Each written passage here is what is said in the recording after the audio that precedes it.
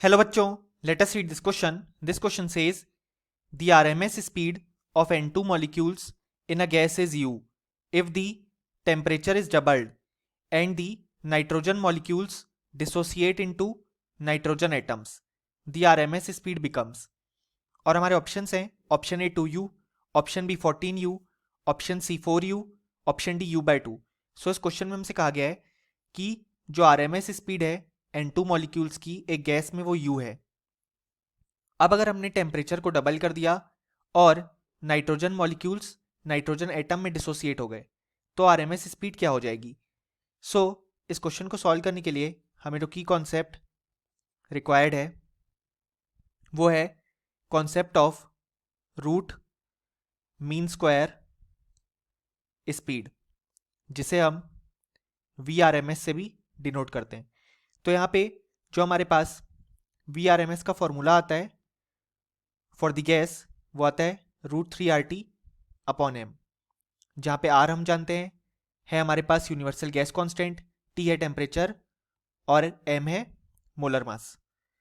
सो अगर हम देखें तो इनिशियली हमारे पास N2 मॉलिक्यूल्स गिवन है, तो उस समय VRMS आ जाएगी हमारे पास √3RT/28, प्रोवाइडेड हमने टेम्परेचर T अज्यूम किया है, क्योंकि N2 का जो मोलर मास होता है वो हमारे पास होता है 28.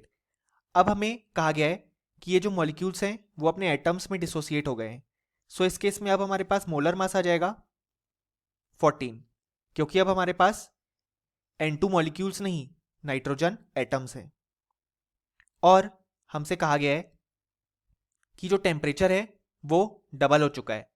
सो अगर हम न्यू RMS स्पीड, जिसको हम VRMS डैश बोले, तो वो हो जाएगी √3R/2T/14. सो अब अगर हम इस इक्वेशन को देखें तो ये जो VRMS थी इसी को क्वेश्चन ने U कहा है, जैसा कि हम यहाँ पे देख सकते हैं. अब हमें U के टर्म्स में VRMS डैश को फाइंड आउट करना है.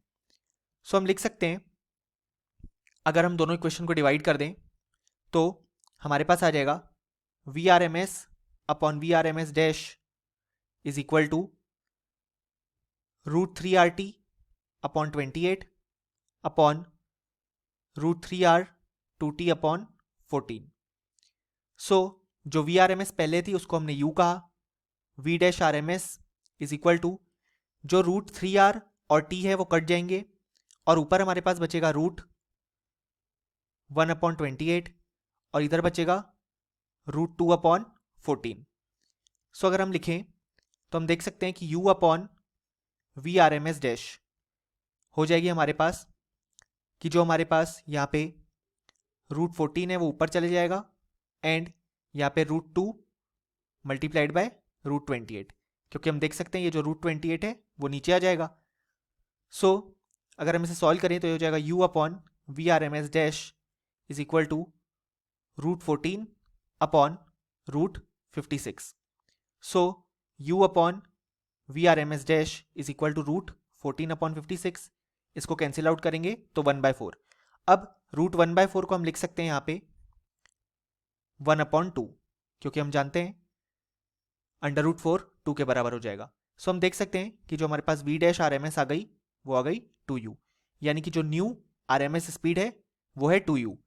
सो हमारे लिए जो करेक्ट ऑप्शन हो जाएगा इस क्वेश्चन के लिए वो हो जाएगा ऑप्शन ए, क्योंकि हमारे फाइनल रिजल्ट से मैच करता है, और option B, C and D incorrect हो जाएंगे.